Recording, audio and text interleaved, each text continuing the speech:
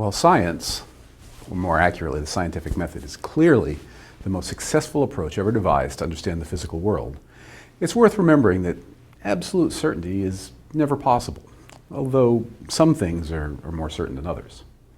For instance, while we're incredibly confident that the Earth isn't flat and that cigarettes are extremely bad for you, researchers like my colleagues and I are used to encountering ideas and claims that are far less solid. It's entirely normal for discoveries to appear and disappear and sometimes reappear again. A recent announcement by an experiment at the LHC has the potential to have this elusive character.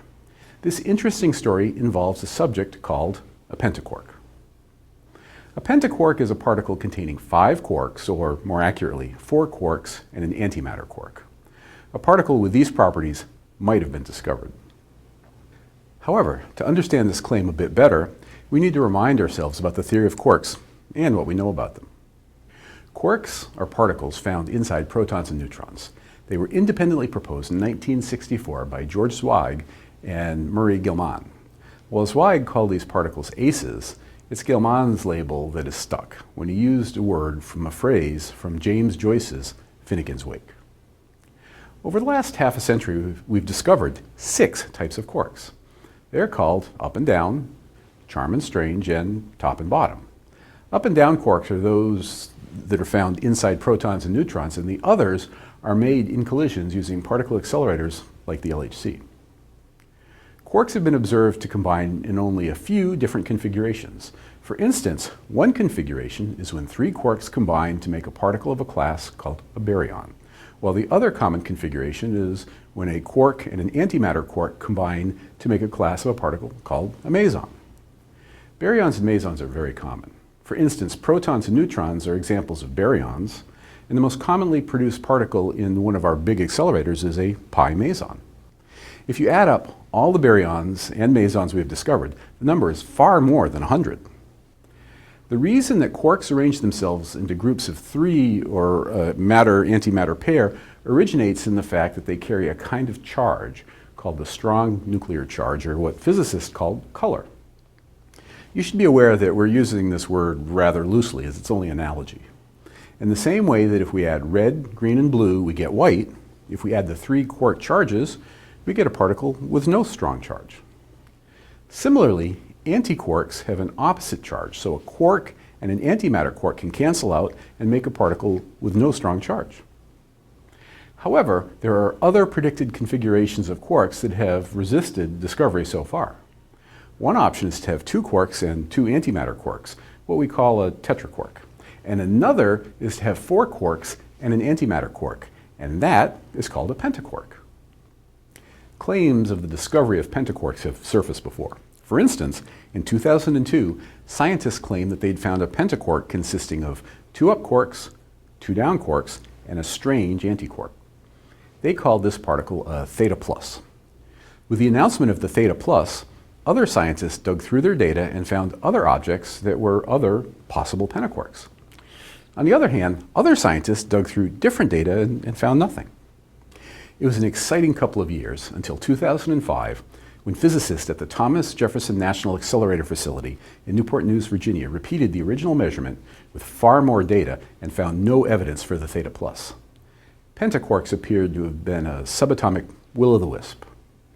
Now, I don't wish to be critical of the scientists involved in this incident. It's how science is done on the edge of knowledge.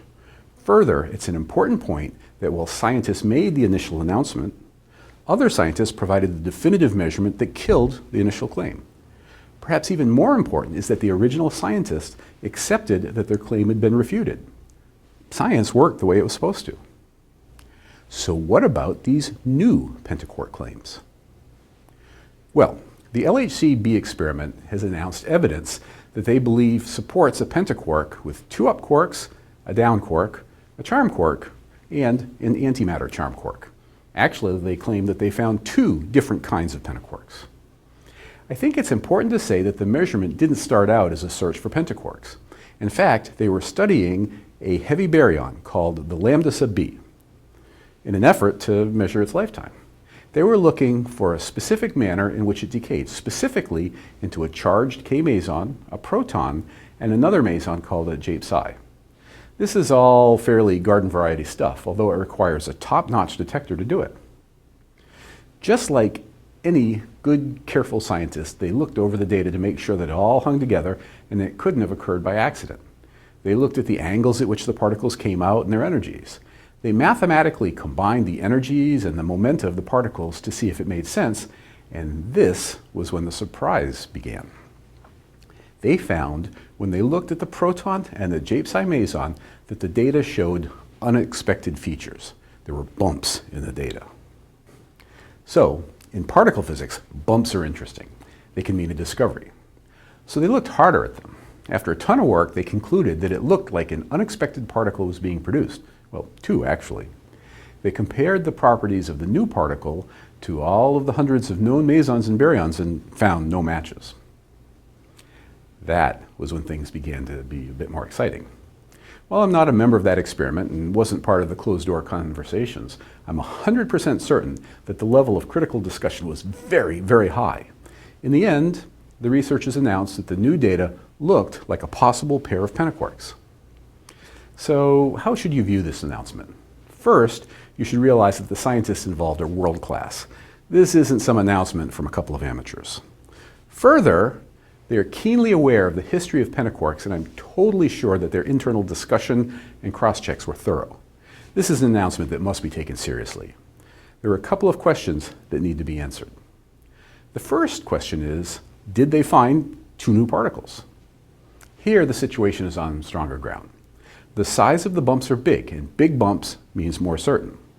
Scientists define a measurement of their certainty called the significance, where more significance means more certain. The minimum significance for a discovery is 5, and the two new particles have a significance of 9 and 12 respectively. It really does look like LHCb found something. But are they pentaquarks? That's a bit harder. Further, there are two different kinds of configurations that could exist. One is what I might call a true pentaquark, which is when all 4 quarks and 1 antiquark are all jumbled together in a single bag, so to speak. However, another possibility is what we might call a nuclear molecule, although that terminology can be confusing. In the molecule case, a J-psi meson and a proton were made, but they were made stuck together, like two marbles connected with Velcro. Either configuration is possible, and the data does not yet pick one over the other. A troubling question is the fact that the LHCb pentaquark candidates are super heavy because they contain charm quarks. Why are there not lighter pentaquarks? Is it because charm pentaquarks are easier to make, or are they more stable? Nobody really knows, although the scientific community is mulling over the possibilities. Finally, there is the question of confirmation. The LHCb collaboration is an excellent group of people, no doubt about that, but reputation is not enough in research. The rest of the community must be skeptical and, in the words of President Reagan, trust but verify. Have other experiments confirmed the announcement? The answer to that question is not yet, but they're definitely looking. The situation remains uncertain, but it won't be for long. That's the beauty of science. We don't know the answer to all questions, but this is one question for which the answer will become clear in the next months and possibly a year or two. And when we know, we'll let you know.